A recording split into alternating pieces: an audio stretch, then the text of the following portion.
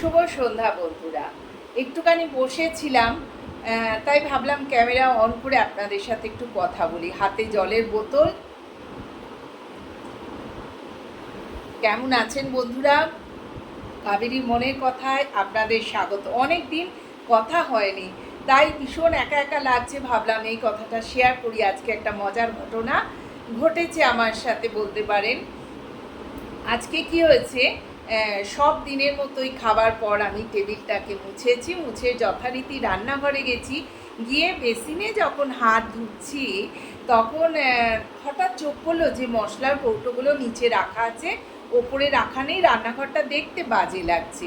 তা হাতটা ধুয়ে আমি ওইগুলোকে গোছাবো বলে যখন এলাম, তখন আমার একটা কথা মাথার ভেতর গিজগিজ করে উঠলো যে দেখো, এই মজার কথাটা, যে এই কৌটোগুলো কত বাধ্য আমাদের আমাদের ছেলেমেয়েরা এত বাধ্য নয়। যেখানে বসতে বলবো সেখানেই বসবে, যেখানে রাখবো সেখানেই থাকবে, তবু র্যাকের ওপর চলে যাবে না, উঠে সরবেও না। এত বাধ্য আমাদের মশলার কৌটোগুলো। এরম বাধ্য পাবেন?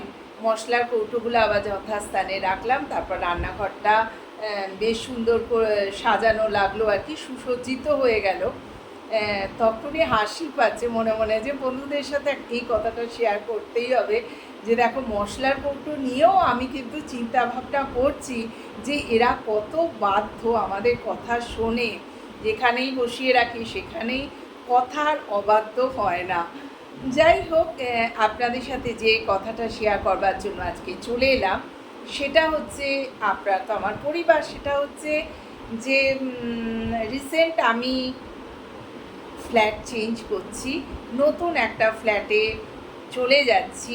যেহেতু এই গেট আপটা আপনারা দেখতে পাবেন না, পেছনে এইগুলোই থাকবে, সবই একই থাকবে।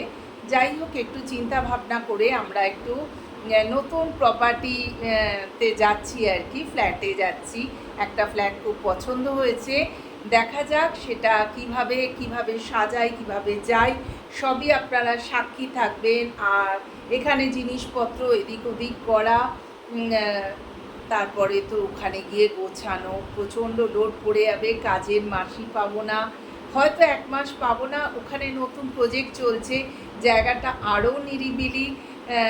যেহেতু কেমন লাগবে আমার জানি না, চেঞ্জ করলাম, ভাবলাম যে অনেক দিন এখানে হয়ে গেছে, 10 বছর এখানে কাটানোর পর এই সিদ্ধান্ত নেওয়া। আর আমরা তো এখানে রেন্টে থাকি, যার ফলে ওনাদেরও দরকার। আমরা তো ডিসিশান নিলাম, একটা নতুন ডিসিশান। চলুন আপনারা সাথে থাকবেন। কি করে গোছাবো, কি করে সব কিছু ম্যানেজ করব, সেগুলো চিন্তা করলে গায়ে কাঁটা দিচ্ছে আর কি। কারণ এইরমভাবে চেঞ্জ করে আমি কখনো বিয়ের পর সেরমভাবে যাইনি। হ্যাঁ, শ্বশুরবাড়ি থেকে যখন এসেছি তখন সেই চেঞ্জটা আলাদা। বা আমি আগে হলদিয়ায় থাকতাম, সেখানে প্রথম বিয়ের পর ওখানে গেছি, সেইখানে জিনিসটা আলাদা। কিন্তু দীর্ঘ 10 বছর এক জায়গা থাকার পর সেখান থেকে আরেকটা প্রপার্টিতে যাওয়া বা আরেকটা ফ্ল্যাটে চেঞ্জ করা, বুঝতেই তো পারছেন। টুকটুক করে যেটুকু আমাদের জিনিসপত্র আছে, খুব বেশি নয়, একদম নর্মাল, আর খুব যেটুকু না থাকার মতো তবুও তো সেটুকুকে নিয়ে যেতে হবে। এসি খোলা, টিভি খোলা, ব্যাটারি, এই 3টা আমাদের মেন। এই 3টেকে খুলতে হবে, তার জন্য লোক ডাকা। এখান থেকে আমার ফ্ল্যাট থেকে 10 মিনিট দূরত্বে, কাছাকাছি বলতে পারেন। তবে সেখানে কোনো বাজার দোকান নেই, তার জন্য আমাকে এদিকেই আসতে হবে। তবে এখানে আর সেরকম মন টিকছিল না।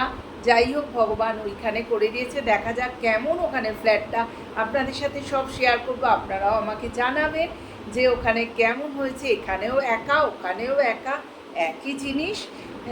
তবু একটুখানি চেঞ্জ, একটু সময় কাটানো, একটু সময়ের হেরফের, একটু গোছানি গাছানির ভেতর নিজেকে ব্যস্ত রাখা, এইটাই চলবে। সঙ্গে থাকবেন। আমি ভাবলাম অনেক দিন আপনাদের সাথে কথা হয়নি। যারা আমার চ্যানেলটা সাবস্ক্রাইব করেনি প্লিজ করে দেবেন। যারা নতুন বন্ধু তারাও কিন্তু করবেন।